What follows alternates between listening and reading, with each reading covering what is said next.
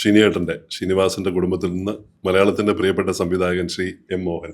കഥ പറയുമ്പോൾ മുതൽ ഒരു ജാതി ജാതകം വരെ, പ്രത്യേകിച്ച് മുഖവരിയൊന്നും വേണ്ട. ഞാൻ ബ്രണ്ടൻ കോളേജ് ഡിഗ്രി കഴിയുന്ന സമയത്താണ് പുതിയ വീട്ടിലേക്ക് മാറുന്നത്. ആ സമയത്താണ് ധ്യാൻ ജനിക്കുന്നത്. അപ്പോൾ ഇവർ കുട്ടിക്കാലത്ത് തമ്മിൽ എന്തൊരു കശവിശയായിട്ട് തർക്കിക്കുമ്പോൾ വിനീത് ധ്യാൻ തമ്മിൽ പിടിച്ചേക്കാൻ കുറച്ച് പ്രയാസ വാക്കുകളുണ്ട് അന്നും ഇന്നും. അപ്പം നൈസായിട്ട് ഇവൻ ചില തട്ടൽ കേട്ടു, അതിൽ നമുക്ക് ചിലപ്പോൾ ആൻസർ ഉണ്ടാവില്ല.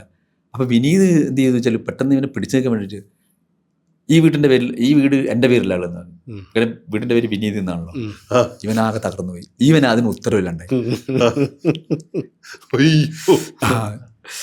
അപ്പോൾ ഇവൻ പറഞ്ഞെന്നറിയുമോ, ഇവൻ അങ്ങോട്ട് പറഞ്ഞെന്നറിയുമോ, ഞാൻ ജനിച്ചതിൻ്റെ ശേഷം ഈ പുതിയ വീടെടുത്തെന്ന് പറഞ്ഞു. അപ്പൊ വിനീതിനെ പിടിച്ചെങ്കിൽ പറഞ്ഞ വീടിന്റെ പേര് എൻ്റെതാന്ന് പറഞ്ഞു. അത് പറഞ്ഞപ്പോൾ ഞാൻ തകർന്നു പോയി. ഞാൻ ചെല്ലും എന്നെ സങ്കടത്തിൽ ഇവന്റെ മുഖം ഭയങ്കര സങ്കടത്തിലിരിക്കുമ്പോൾ ആൾക്കാർക്ക് ഭയങ്കര ദയ തോന്നും. അമ്മാതിരി ഇവൻ ആളെ വശത്താക്കും ധ്യാൻ. ഞാൻ ചെല്ലുമ്പോൾ ഇവൻ ധ്യാൻ ഇങ്ങനെ സങ്കടം. ഞാൻ എന്താ പറയുക പ്രശ്നം? അപ്പോൾ പറഞ്ഞു, അച്ഛാ അല്ല അത് മാമ ഇങ്ങനെയാണ്, ഇത് ഏട്ടൻ പറയുന്നത് ഏട്ടൻ്റെ പേരിലാണ് വീടുന്നു, എനിക്കൊന്നുമില്ല എന്ന് പറഞ്ഞു. ഞാനിപ്പോൾ അവിടെ സുഖമായിട്ട് കൂട്ടി ഞാൻ മുന്നേ നീ ഏട്ടനോട് പറ, നീ ജനിച്ചതിൻ്റെ ശേഷമാണ് ഇവിടെ TV വന്നത്, നീ ജനിച്ച ശേഷമാണ് ഇവിടെ ഫ്രിഡ്ജ് വന്നത്. ഇവർക്കൊക്കെ ഏത് പ്രായമുള്ളപ്പോഴത്? പ്രായം കറക്റ്റായില്ല. ഈ ഒരു 8 വയസ്സ് 10 വയസ്സ് അതൊന്നുമില്ല, 10 വയസ്സൊന്നുമില്ല.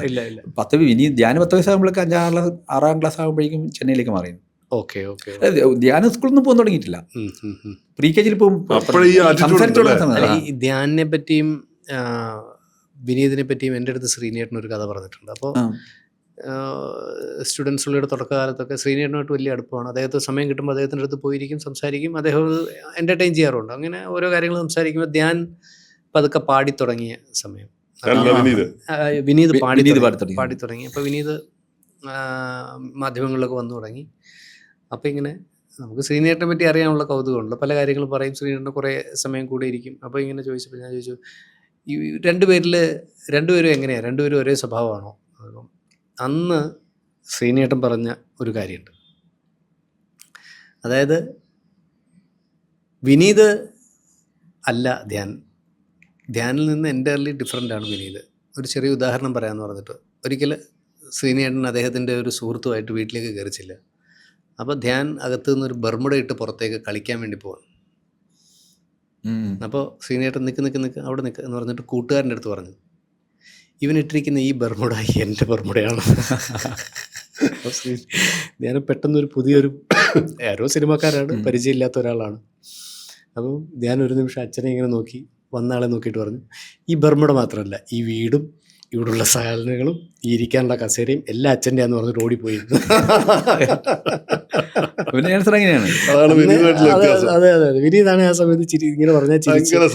ഇപ്പൊ ഞാൻ പലപ്പോഴും നിങ്ങൾ ഇന്റർവ്യൂകളൊക്കെ ശ്രദ്ധിച്ചു നോക്കിയോ, ഇവരുടെ പടത്തിന്റെ ഒക്കെ പ്രൊമോഷൻ നടക്കുമ്പോ, ഒരു ജാതി ജാതകത്തിന്റെ ഒക്കെ പ്രൊമോഷൻ നടക്കുമ്പോ രാകേഷ് മണ്ടോടി അതിന് എഴുത്തുകാരനും കൂടിയാ. രാകേഷ് മാമനെ പിന്നെ മോഹൻജിയെ നല്ലോണം കളിയാക്കും, എല്ലാരും എടുത്തു കൊടുക്കും, ഞാനും കളിയാക്കും. പക്ഷെ വിനീത് സമ്മതിക്കില്ല. വിനീത് വേറൊരു ലൈനാണ്. മാമനെ നിങ്ങൾ പറയല്ലേ അങ്ങനെ, ഭയങ്കര സേഫ് ഗാർഡ് ചെയ്തിട്ട് അല്ലേ. വിനീതിന് ഒട്ടും ഭയങ്കര ബുദ്ധിമുട്ട് അങ്ങനെ പറയുന്നത്. കുറച്ചുകൂടി അങ്ങനെ ഒതുങ്ങിയിട്ടൊക്കെ പിന്നെ പാട്ടും ഇതായിട്ട് അങ്ങനെ വലിയ ഇതുണ്ടാവില്ല. ഇവൻ ഭയങ്കര വില്ലത്തും കളിക്കും. അവനും ഇപ്പൊ വിനീതിനെ വളർത്തിയ പോലെ തന്നെ ധ്യാനും ശേഷം ധ്യാനും ഇതേപോലെ തന്നെ നിങ്ങളോടൊപ്പം വളർന്നു അല്ലേ? ധ്യാനും ഏകദേശം നമ്മളെ കൂടെ തന്നെ. ചെന്നൈയിൽ പോകുന്നവരെ നമ്മളെ കൂടെ തന്നെയായിരുന്നു. ചെന്നൈ പോയതിന്റെ ശേഷം പിന്നെ ചെന്നൈയിലെത്തിയപ്പോഴത്തേക്കും ജീവിതത്തിന്റെ വേറൊരു തലത്തിലേക്ക് മാറി. ഇഷ്ടംപോലെ സിനിമകളും പിന്നെ ഞാനും രണ്ടുപേരും നന്നായി സിനിമകൾ കാണും. അന്നപ്പം വിമലേച്ചി ജോലി രാജിവെച്ച് പോയോ? അതോ ജോലി വെച്ചില്ല. പൂക്കോട്ടൊന്നും പോകാറുണ്ട്. പക്ഷെ പൂക്കോട്ടെത്തിയപ്പോൾ കുറച്ച് എളുപ്പമായി. കാരണം മെയിൻ റോഡ്, അന്നും ബസ് തന്നെ പോകാറുള്ളത്. കാറുണ്ടായിരുന്നു, കാറും ഡ്രൈവറൊക്കെ ഉണ്ടെങ്കിലും വല്ലപ്പോഴും ലേറ്റ് ആയി കഴിഞ്ഞാൽ നമ്മളൊക്കെ കൊണ്ട് ഡ്രോപ്പ് ചെയ്യും. എന്നാലും ചേച്ചി അങ്ങനെ കാറിൽ അങ്ങനെ വലിയ താല്പര്യം പോകാനില്ല. മാക്സിമം ബസ് തന്നെയാണ് അന്നും പോകാറുള്ളത്. ലേറ്റ് ആകുന്ന സമയത്തൊക്കെ പോവും.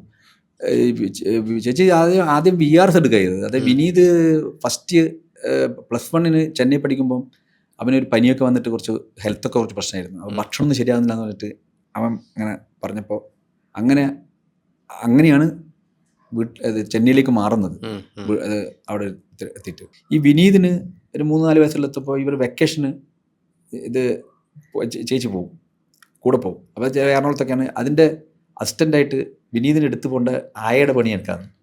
നിങ്ങളെ കയ്യിലൂടെയാണ് രണ്ടുപേരും വളർന്നത് അല്ലേ? ആ വിനീത്, ഞാനും അതെ, വിനീതും അതെ. അപ്പോൾ വിനീത് രാകേഷോ? രാകേഷിൻ്റെ കയ്യിലെടുക്കേണ്ടി വന്നില്ല, എടുത്തിട്ടുണ്ട്, അങ്ങനെയല്ല, ഇതുപോലെയല്ല. രാകേഷിനെ ഒരു സാധുവായിട്ട് പഠിപ്പിച്ചിട്ടായിട്ട് അങ്ങനെ ഒരു ഭാഗത്ത് നിൽക്കുക. അപ്പം ഞാൻ ഇവരെ കൂടെ തന്നെയല്ലോ താമസം. അന്ന് തൊക്കിലങ്ങാടി ചേച്ചിക്ക് ജോലി ഉണ്ടല്ലോ, അധ്യാപികയായിരുന്നു. അപ്പം തൊക്കിലങ്ങാടിയിൽ നിന്ന് നമുക്ക് ചേച്ചിയോടെ റോജി പലപ്പോഴും പറയണ്ടേ, ഒരു ബഹുമാനം തോന്നുന്നത് വെച്ചാൽ ഒരു ചേച്ചി എന്നുള്ള കവിഞ്ഞൊരു ഒരുപാട് പ്രത്യേകതകളുള്ളൊരു ഒരു ആളായിരുന്നു. കാരണം അന്ന് തൊക്കിലങ്ങാടി നമ്മൾ താമസിച്ച സമയത്താണ് നാടോടിക്കാട്ട് ഹിറ്റാവുന്നത്. പിന്നെ ശ്രീകണ്ഠൻ തിരിഞ്ഞു നോക്കണ്ടതല്ല, ഹിറ്റോട് ഹിറ്റാണ്. പക്ഷെ എന്നിട്ട് ശ്രീകണ്ഠൻ പറയും എന്തിനാണ് വേണമെങ്കിൽ ചേച്ചിക്ക് ജോലിക്ക് പോകാതിരിക്കാം, കാരണം ഇതിൽ ഭയങ്കര സ്ട്രഗിളിങ് ആണ് അന്നത്തെ ജോലി. തന്നെ മോന് വിനീത് ഉണ്ടായതിൻ്റെ ശേഷം ശ്രീകണ്ഠൻ അമ്മ കാലിന് അത്ര വയ്യാണ്ട് എന്നുവെച്ചാൽ നടക്കും, പക്ഷെ കാലിന് ചെറിയ പൊട്ടൊക്കെ ഉള്ള അമ്മയ്ക്ക് നോക്കാൻ പറ്റില്ലല്ലോ. അപ്പം ഞാൻ രാവിലെ അന്ന് കോളേജിൽ പഠിക്കാൻ വെള്ളംകുളയിൽ, അപ്പോൾ രാവിലെ 7 മണിക്ക് ഒരു 6:50 രഞ്ജിത്ത് എന്ന് പറഞ്ഞ ബസ്സുണ്ട്. ആ ബസ്സിൽ ഞാൻ വിനീതിനെ എടുത്തിട്ട് വരും. അപ്പം നമ്മൾ വീട്ടിൻ്റെ മുന്നിൽ ബസ് നിർത്തിത്തരും. അതായത് നമ്മൾ വാടക വീട്ടിൻ്റെ ഇറങ്ങിക്കഴിഞ്ഞാൽ മെയിൻ റോഡാണ്, ഇത് തൊക്കിലങ്ങാടി തലശ്ശേരി റോഡാണ്. ഇറങ്ങുമ്പോൾ രഞ്ജിത്ത് എന്ന് പറഞ്ഞ ബസ് അവിടെ എനിക്ക്. അവൻ എത്ര വയസ്സുണ്ട് അപ്പോൾ? വിനീതിൽ ഒരു 3 വയസ്സൊക്കെ ആയിരിക്കും, 3 വയസ്സ് താഴെയായിരിക്കും. നിങ്ങൾക്കോ? ഞാൻ കോളേജ് പഠിക്കുന്നു, വെള്ളം കോളേജ് പഠിക്കുന്നു. അപ്പം കയറി കഴിഞ്ഞാൽ ബസ്സിൽ നല്ല റഷായിരിക്കും, ഒരൊറ്റ സീറ്റ് തരില്ല. അങ്ങനെ അതൊക്കെ നമുക്കൊരു പാടാണ്. അങ്ങനെ സീൻ തന്നെ ഞാൻ എപ്പോഴും അങ്ങനെ സിറ്റുവേഷൻ, കാരണം ഞാൻ ഇത് അനുഭവിച്ചാണല്ലോ. അപ്പോൾ അവനെ ഒതുങ്ങി ഇരിക്കും. പക്ഷെ കൂത്തുപറമ്പിൽ എത്തിക്കഴിഞ്ഞാൽ ഒരു നവീൻ ബസ് ഉണ്ട്. അത് ഒരു ധ്യാനം പുതിയ വീട്ടിലാണ് താമസിക്കുന്നത്. അതിന്റെ അഹങ്കാരമാണ് പലപ്പോഴും പറയാറുള്ളത്, വേറെ കോടി പറയാം. അപ്പൊ അന്ന് വീട്ടിൽ ധ്യാൻ താമസിച്ചിട്ടില്ല. ഇല്ല.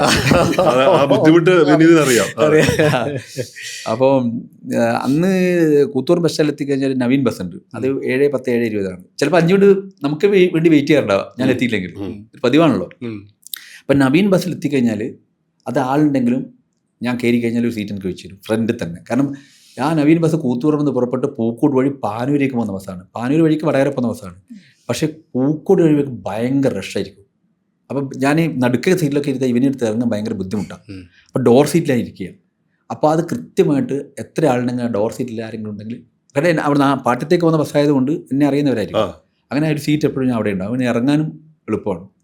ആരെങ്കിലും കരുതിയിട്ടുണ്ടാവോ ഈ എണീറ്റ് കൊടുക്കുന്ന ആള് ഇങ്ങനെ പ്രശസ്തനായിട്ട് സംവിധായകനാവുന്നു,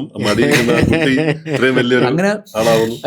ഞാൻ പാട്ട് കഴിഞ്ഞാല് പിന്നെ ഒരു പെങ്ങളുണ്ട് കല്യാണം, അത് ഞാൻ ചിപ്പിയുടെ അമ്മ പ്രസീത എന്നാ പേര്. അവളെ ടീച്ചറാക്കണമെന്നായിരിക്കും ചേച്ചിയുടെ ആഗ്രഹം. പക്ഷെ 10ാം ക്ലാസ് ഇപ്പോൾ കടക്കില്ല എന്നൊരൊറ്റ വാശിയാണ്. ഒരു തരം പാലക്കുളയൊക്കെ ചേർത്ത്. പക്ഷെ ബേബി സിറ്റർ കുട്ടികളെ നോക്കി ഇത്രയും വിദഗ്ധ ആളല്ല. ഇപ്പൊ വിനീതിനെ നോക്കുന്നത് അവളാണ്. അവിടെ എത്തിക്കഴിഞ്ഞാൽ നോക്കും. ഞാൻ സാധാരണ ഒരു 4:30 മണി കഴിഞ്ഞാൽ വിനീത് എടുത്തിട്ട് വീണ്ടും തൊക്കിലങ്ങാടിക്ക് തിരിച്ചു പോകണം. അപ്പോൾ ആ കാലഘട്ടത്തിൽ ഒരു പ്രത്യേക ഗുണം എന്താന്ന് പറഞ്ഞാൽ, ഇത് ഭയങ്കര സമരം നടക്കുന്ന സമയമായിരുന്നു. പൈറലക് കോളേജിലെ കൺസ്ട്രക്ഷൻ ഇത് പുനഃസ്ഥാപിച്ച് കിട്ടാൻ വേണ്ടിയിട്ട് പല വിദ്യാർത്ഥി സമരത്തിൻ്റെ ഭയങ്കര സമരം നടക്കുന്ന സമയത്ത് ബണ്ണൻകോളയിലെ ഞങ്ങളൊക്കെ പ്രതിഷേധ സമരമായിട്ട് ഇറങ്ങും, റോഡ് പിക്കറ്റ് ചെയ്യും. ഈ സമയത്ത് ഒരു കേസിൽ ഞാൻ പെട്ടിട്ടില്ല. എന്തുകൊണ്ടാ വെച്ചാൽ ഞാൻ പതുക്കെ 3:30 ഞാൻ പതുക്കെ വെളിയോടുന്നു. ഇവനോട് വെയിറ്റ് ചെയ്യും. ചിലപ്പോൾ ഉറപ്പായിട്ടും പെടും. അന്നത്തെ അവസ്ഥ നമുക്ക് പെടുകയെന്ന് ചിലപ്പോൾ അറസ്റ്റ് ചെയ്ത് കൊണ്ടുപോയി പിറ്റേന്ന് വിടും. ചിലപ്പോൾ ചില ആൾക്കാരൊക്കെ 3-5 ദിവസമൊക്കെ പറയാൻ പറ്റില്ല എന്താ സംഭവിക്കാം. അങ്ങനെ ഞാനൊരു 4:30 വരെ മൂപ്പര് ഹാപ്പി ആയിരിക്കും. 4:30 കഴിയുമ്പോഴേക്ക് ഇങ്ങനെ മുറ്റത്തേക്ക് ഇങ്ങനെ നോക്കി ഞാൻ വരുന്നുണ്ടോ നോക്കിയിട്ട് അതിന് പിന്നെ മൂപ്പര് അസ്വസ്ഥനാണ്. അവരെ കുട്ടിക്ക് സമയം നോക്കാൻ അറിയില്ലെങ്കിലും ആ ഒരു ടൈമിംഗ് ഉണ്ട്, അങ്ങനെ വൈകിട്ട് എത്തും.